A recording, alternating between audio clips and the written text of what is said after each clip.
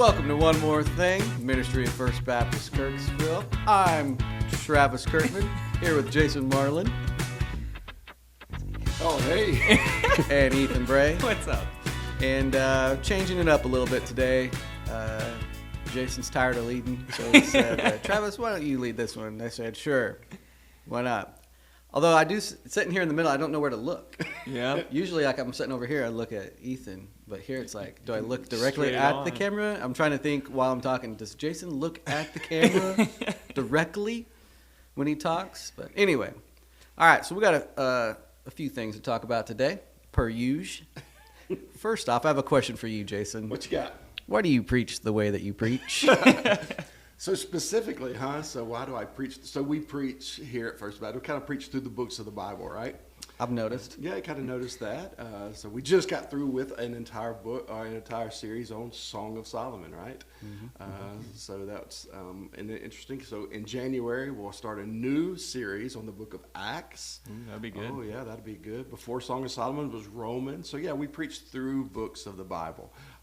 So why do I do that? Well, for a couple of reasons. One, for me, it's easy.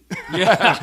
What I mean by that is I don't have to actually like come up with something every week and say, oh, let's see, I'm going to try to think what creative avenue am I going to make up this week to grab their attention and all that. You know, it's just, hey, here's what the text says. So for me, I like that. Secondly, not only is it easy or whatever, it's just biblical. You know, it's just, hey, here's the Bible. So we're just going to go straight through the Bible. So I think being biblical is good. And it's hard, too. So if you come to a certain text or passage, it's hard because you can't just say, hey, I'm going to skip over that because I don't want to talk about that. That's exactly right. So that's actually another reason I do that, because it could, if you didn't preach through books of the Bible, it'd be real easy to kind of pick and choose, right? You would only kind of highlight the things that you want to talk about. But if you're preaching through the books of the Bible, you don't get to pick. When we see this in like other areas in the church too, like the Yeah, they college used group to too. and Yeah, the so we're youth. working through the book of Ephesians right now. We worked through Philippians over the summer. So, and I think too, it guards you from preaching something out of the that's not in the text. For example, like it might look that way on the outside when you just glance over it, but if you were to read the whole letter read the letter as a whole, that's not at all what Paul's talking about or John's talking about. So it guards us as pastors too, making sure we're preaching it in the right context so we can apply it rightly. Yeah. So It is all about the context. There you go. I've listened to a lot of preachers and stuff and do their little mini series on whatever it is they make up, and they're just all over the place. And so it makes it really hard. I mean, especially from the point of view, the person sitting in the congregation, like, what verse do you say to go to again? yeah. And you're just flipping through your Bible the whole time. Well, you said congregation. I think what it does as well is it allows the congregation to really like mature, and it shows them the importance and also the beauty of the Bible. And it, like, for example, like this morning, I'm reading through the book of the Bible, reading through the Bible, and I'm in Hosea right now. And I remember when I first got here, we had preached through Hosea. And there was a sermon that I had preached for Jason that I just forgot I had preached it. And I'm like, why does this sound so familiar? Like, how do I know that? But it's because we worked through it. And so, like, I was even on my, like, in my Bible on side notes, like, oh, I remember when I read that. And so it just helps our church, too, like, grow in your biblical understanding, So I think that's cool. And I think, it helps them mature in their faith. For example, like if Jason preached Song of Solomon chapter 5, well then why don't I go ahead and read chapter 6 before we get here on Sunday? Like you haven't like you can do that because it's not just playing hot potato with different passages. And two, like more times than not, like I've seen, people be like, oh man, that was just like the perfect thing I needed to hear today. And I think that's just another like evidence of how God works in our lives. Or conviction. Yeah. Like, man, how did you know I was dealing with that? It's like, I didn't. Yeah. The Lord did. So it's cool. Where we're at. Well, I was really encouraged Sunday. We just finished up Song of Solomon, and we were kind of nervous a little bit to go through Song of Solomon, and especially some of us were a little more nervous than the others, and in our life group we had one of our guys just kind of wrapping it up and all that kind of stuff. He just said, I just want to say thanks, thank you for teaching this. We needed this, our kids needed this. And he actually said, I wish I would have heard this 15 years earlier, my marriage would have been better, and I could have been a better husband. So just hearing those thoughts, and he even said, there, as I've read through this in the years, there were a lot of things that I didn't glean, a lot of things that I didn't understand, but now that you've preached it, now that you've taught it, I'm able now to go back and understand it even better. So now I think as we go through and preach through these books of the Bible, it just gives them that, like you said, that biblical knowledge that they're able to read a little bit better and know a little bit better as they read through that in their personal devotional times. Yeah, it's good stuff. I'm excited to go through Acts and that'd be cool. And not have any surprises, really. Like, I know what's coming, just like Ethan said. We know the text that's ahead of what you're preaching on Sunday, and we can better prepare, our own hearts and our minds, and I'm excited for that. But let's talk about, we just wrapped up Song of Solomon, right? We did. So what was chapter 7, chapter 8, what did that look like? Yeah, so I guess the title, if we think about that, was Don't Put Your Marriage on Cruise Control, basically, and we talked about how Solomon and his wife, how to keep things spicy, I guess, how to keep your marriage, excited as you get into the later years, and that's a good thing, because I think sadly sometimes you see people get lazy, maybe is that a word, or lazy in their marriage, or maybe even get too comfortable. I mean, there's comfort's good, but too comfortable, whereas they become more of roommates than they do of a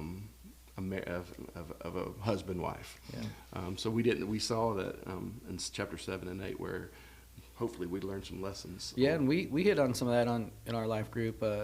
Talking about how there's distractions. Like, even kids can be a distraction, for your relationship, and kind of what can we do to keep our marriage spicy, or just not boring and pursuing mundane, each other still, and still pursuing each other. And so, and I liked how you made note of it in chapter, I don't remember if it was 7 or 8, but he ends complimenting her looks the way he started.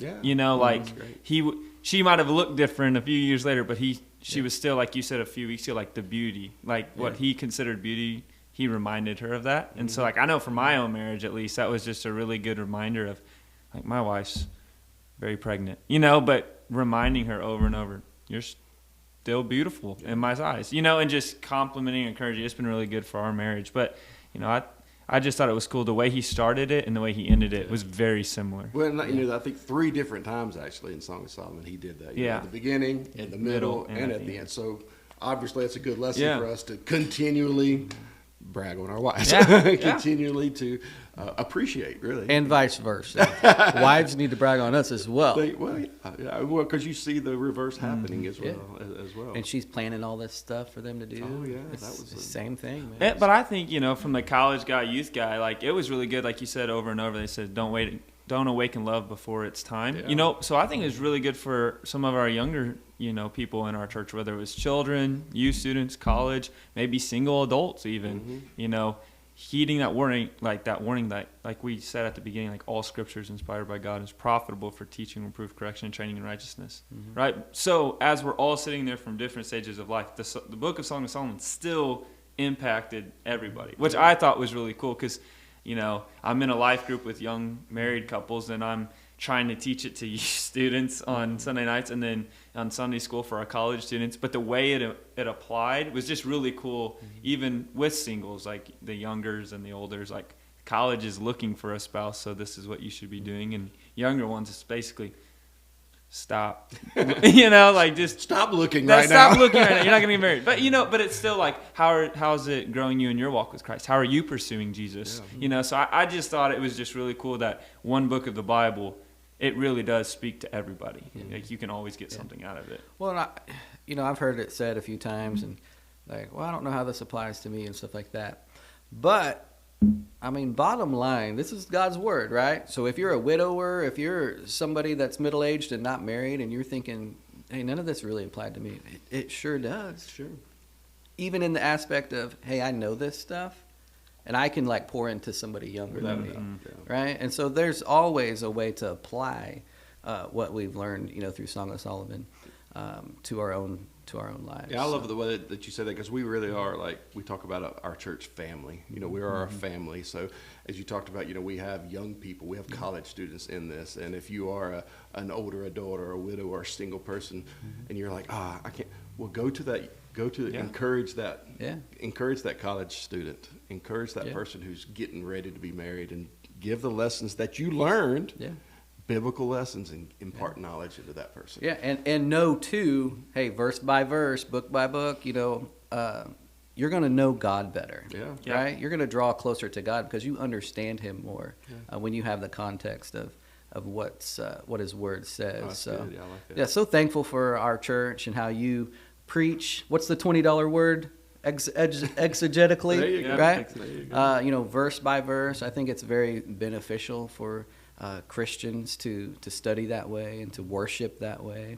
And so just a lot of exciting things coming up with Acts. Looking forward to that. And quick question real quick. Yeah. What are we doing before Acts? Because, you said January, so do you have an idea of what Yes, we got a couple of weeks before January. So in the next 2 weeks, we're going to just talk about church vision. Nice. So we got church vision. We got a lot of new people in our church. Yeah. So we're going to just talk about, we're unveiling kind of, our new logo and all that kind of stuff. And so we've been talking a little bit about that. I want to talk a little bit more about that and incorporate our vision statement. Of course, we exist to magnify our Lord Jesus by making, maturing, and mobilizing disciples. How that is found in our logo, but also how our church covenant incorporates with that, and hopefully see some of these guys and gals who are visiting our church become part of our family. Absolutely. We want them to not just be attenders, but we want them to be members. We want them to be members of our family. And that's really my goal for the next 2 weeks, is really to see some of these people become members of our family. And then in December, we're really going to be focused on the Christmas season. Yeah. On Wednesdays, we'll do Advent, and then on Sundays, we'll really just talk about the Christmas story for those 3 weeks. Got Living Christmas Tree coming up. Oh, yeah. It's going to be good. So, Living Christmas Tree, that's like the first week of December, right? Yeah. It's 6/7. 6/7. Yeah. We got to do like a commercial. Guys. We got to do a commercial on Wednesdays, man. You're killing me. We got to have all these like youth kids and kids like do a commercial for Living Christmas Tree saying when it is. Yeah. I got you. That'd be awesome. When is the Get Christmas Sarah to tree? come do the great video, and then we'll line them up on the stage downstairs. And I saw it on Facebook today. Like, there was a basketball game. So you guys would love this basketball. There was like it was a girls' college, and she was shooting free throws, and she shot her free throw, and it was the 67th point, and all the kids. That's awesome. So, anyway, I was asking the girls the other day at dinner. I was like, "Does anybody say Skibbity Ohio or Skibbity Toilet anymore?" They're like, "No, that's old. That's old. That's old news." I did hear a teacher that goes to our church. She was telling me anytime that she hears a kid say 6-7, she says she takes 6 or 7 points away from them, and so. I guess silly. It's nipped it in the butt. And that's just funny. She's like, I could take 6 points from you, or I can take 7 points. And then she makes them do it, and then she takes her points. I got to stop you right there. That's silly. Did you say nip it in the butt? Probably. It's in bud. It's the bud. The bud? Yes. We got to help you out. Nip it in the bud. It's the bud. The bud? Barney Fife. Barney Fife. Is it bud? It is I've bud. heard it wrong my whole life. I've said it wrong my whole life. I had to Listen, Ethan's been going around nipping people in the butt. That's right. You've been nipping for the past 15 years. The whole time, man. It is a wonder. Did you say 15? Yeah. Your boy is 25 years old. Yeah. Okay, but I'm guessing you probably weren't saying that when you were 10. Like it was probably when you were old. Maybe. Anyway, you've nip been it in the nipping bud. It's not. Why bud? Because is it just Barney Fife? I know, but let's go watch. Do you Andy name Griffith's Bud? show. I watched it. Hold That's on. why. We'll look it up. Nip it in Listen, the bud. we got to go to a commercial. You look this up. Sarah's going to tell you about something that's coming up that we want everybody to get involved with. Check this out. This announcement is looking forward just a little bit into the Christmas season. We want to have your help in partnering with Lifeline Pregnancy Center. They're going to be providing food baskets for people during the Christmas season that's going to include all of the things that they need to provide a holiday meal for their family. If you'd like to help us out, it's pretty simple. I can give you a list of all the items that are needed to fill a basket, or you can just write a check for $40 to the church and I'll buy the items that go in the baskets. Lifeline's going to provide the baskets for us. All we need to do is fill them with food. If you'd like to be a part of this, you can email me at office@firstbaptistkirksville.com. I can give you the specific list of the items that need to be included, or you can just write us a check and we'll cover that. We are going to provide 10 baskets in partnership with Lifeline, and we are just thrilled that you're going to help us out with that and that we can help meet the needs of families right here in Kirksville. I say this calls for action, and now, nip it in the bud. First sign a youngster's going wrong, you got to nip it in the bud. Nip it. You go read any book you want on the subject of child discipline, and you'll find that every one of them is in favor of bud nipping. Take care of it. Only one way to take care of it. Nip it. In the bud. Right. So, nip it in the bud, right? I looked it up. I got it to look up. We just saw the clip, famous clip. Jason, by the way, does a really great impression. Nip it comes from gardening. So if you cut a flower, you're not allowing it to grow. So it means to stop. Yeah. So if you stop it early. Yeah. Stop it early before it gets bigger. I mean, Blooms. nip it. Yeah, nip it in the butt. That would be like, I'm going to pinch you in the butt if you don't stop that. So that doesn't really make sense. No. Now you know. Now, I that know. goes back to Song of Solomon. Now, your wife, you nip that in the bud. There you go. See, Oh, that's what I was thinking. Ready for a loop. Okay, here we go. See, I knew I learned something from that sermon Let's get series. back on track here. So Sarah explained what's going on with our Christmas thing this year, how we're getting the food baskets together for Lifeline. So if you want to be a part of that, you can email office at First Baptist, talk to Sarah, talk to one of us, and we'll get that figured out. But speaking of helping those in need, there was an interesting thing on TikTok this week, right? Yeah, I don't know if you guys have seen it. I know I've kind of talked to you guys about it a little bit anyway. But my friend Troy, he's a pastor down in Mississippi, he was telling me about it. There was this lady who basically was calling churches. And now again, this lady, she was not a believer. In fact, she's like an atheist lesbian, or if she's like not anywhere near a Christian. So basically she was saying she was doing a social experiment, you know, with all the SNAP benefits going away and all this kind of stuff. She wanted to see how generous, I guess, are churches. So she called, I think, like 43 churches, and she would have like a baby crying in the background, just like a recording of a baby crying in the background, and she would ask for assistance. She would kind of say, hey, you know, I'm out of luck, you know, I don't have a whole lot of money. Can you help with one bottle of baby formula? Mm-hmm. And try to get their response, obviously recording it and all that kind of stuff. And I think out of like 43, only like 6 responded positively and, you know, actually helped. And obviously most of them would say things, you know, like, I'm sorry, we're not able to help, or, you know, some say we only help our members, or anything, that kind of stuff. And needless to say, the person who's not a believer railed those churches who did not help. In fact, I mean, I printed it off. I didn't even bring it though, or whatever. But I just saw an article on Newsweek. A big article on Newsweek wrote up an article about this whole TikTok kind of thing or whatever, and talked about how the response was, and how she, of course, she was deceptive. and by the way, because of her deception, that's one reason a lot of churches don't help. Well, that's what I was going to say. I was just looking up here. I think it's Matthew chapter 7. Jesus is saying, like, hey, beware of like wolves in sheep's clothing, right? No, so, And so, I mean, we got to be careful. sure. We got a lot of people call the church here sometimes. Sometimes we help them, Yeah. like if we, you know, we try to practice our discernment, Yeah. you know, give them a gift card, or, you know, I've bought some people gas before. But, like, what's the difference? Like, as a church, you know, you said a lot of these churches, like, man, like, come on Sunday, like, come, and they won't come to church. Sure. So how do you discern whether it's like healthy to help those people? I mean, it's a challenge. It's really hard.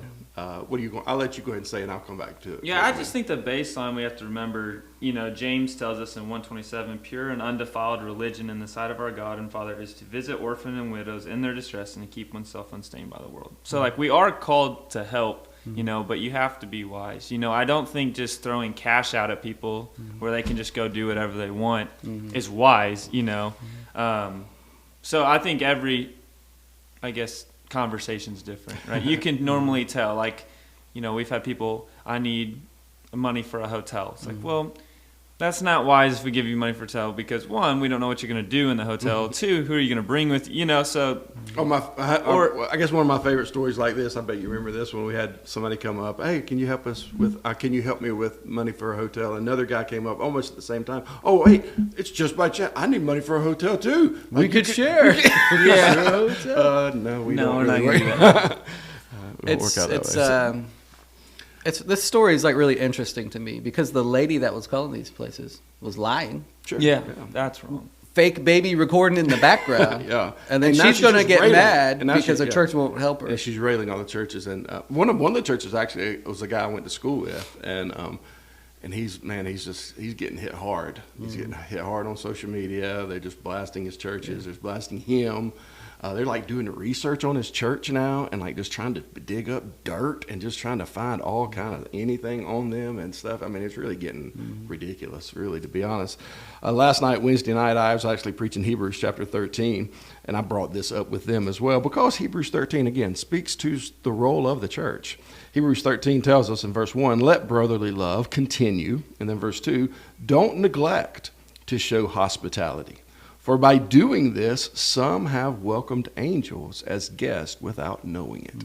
So again, we do have a responsibility. We have an opportunity. Jesus tells us over and over to take care of the poor. Yeah. Blessed are the poor. He tells us to watch out for the poor, to feed those who are hungry. Yeah. So we know this is true, but then also we're to be wise. Wise as serpents, or and so we got to be that way. So how do you do that? Well, I've tried to think through this kind of carefully. First of all, if it's a phone call, we usually just don't do anything over the phone. If it's just a phone call, I'm probably not going to do anything over the phone. You need to come in. I like, come in. Let's see face to face. Yeah, let's do a face to face thing because if it's face to face, at least I can read the room a little bit. Give the gospel to you. Because that's really my purpose. In fact, Jesus, even one of the first things Jesus says is he came to give the gospel. I came to seek and save that which is lost. So our purpose is to give the gospel. So that's really one thing that we want to do. Even this week, someone did call, so I invited them to come. They actually did come. Most of the time when you invite them to come, they won't even come. So this person did come, so I sat down, tried to counsel with them for a while, talk with them or whatever, and then I started presenting the gospel, talking with the gospel with them, and then they just shut me down. Yeah. Told me I crossed the line and barged out. She came saw you at a church. I know.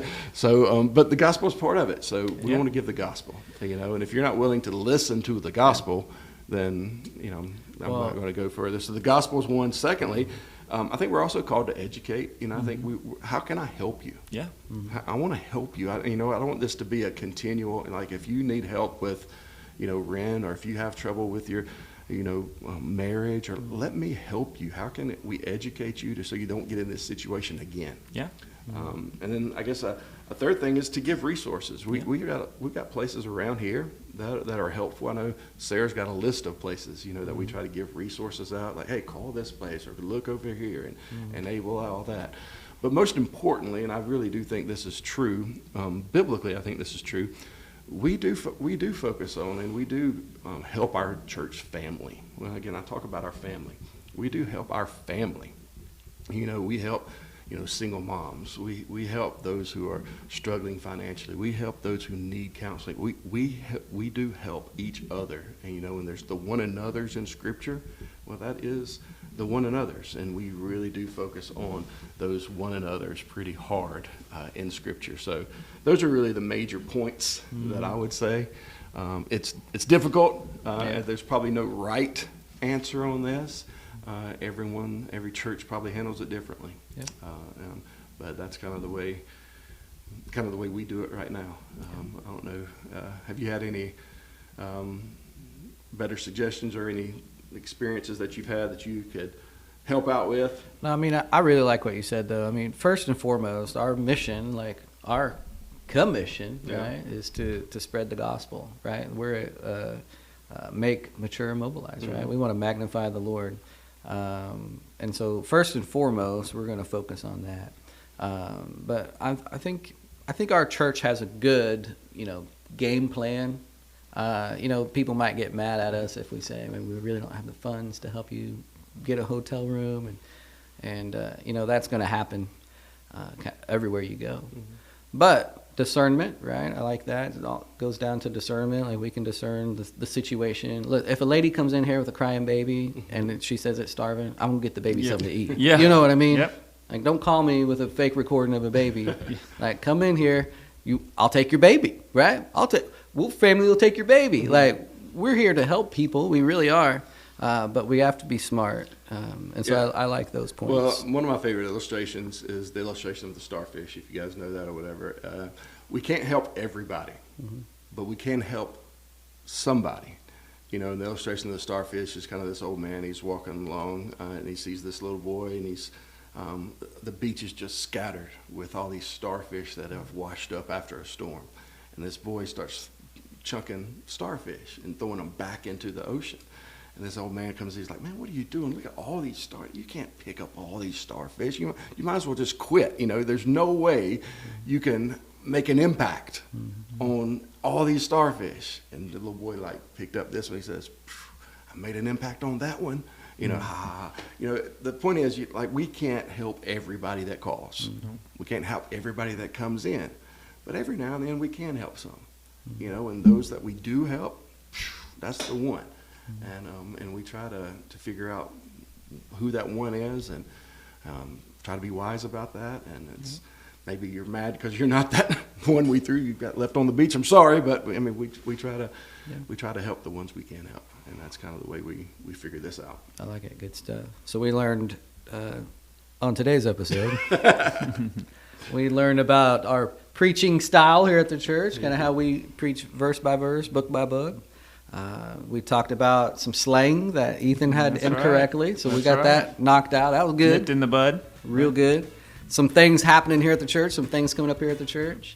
And then our talk. Okay, I did really good. Man, I'll just run through each little thing. You're like a great leader. That was great. Yeah. Thanks. Tag, you're it. Ethan's next week, so. Oh, all right. Wow. All right. You ready for next week's leadership? I really do feel very uncomfortable this whole time. I think you did good. Yeah, I think maybe you have to do it 2 weeks and then make sure you're not enjoying it. It was awesome. Yeah, I thought it was really good. Thanks, I appreciate it. All right, well, let's sign off. Hey, don't forget to follow us on Facebook. Follow us on YouTube, like our stuff. Follow along what's going on here at the church. There's a lot of cool stuff happening. It's exciting right now, right? We've got a lot of growth, not only numerically, but we've got a lot of growth in baptism, salvation, just different classes and things happening. So I'm happy to be a part of First Baptist Kirksville. All right, tune in next time, y'all.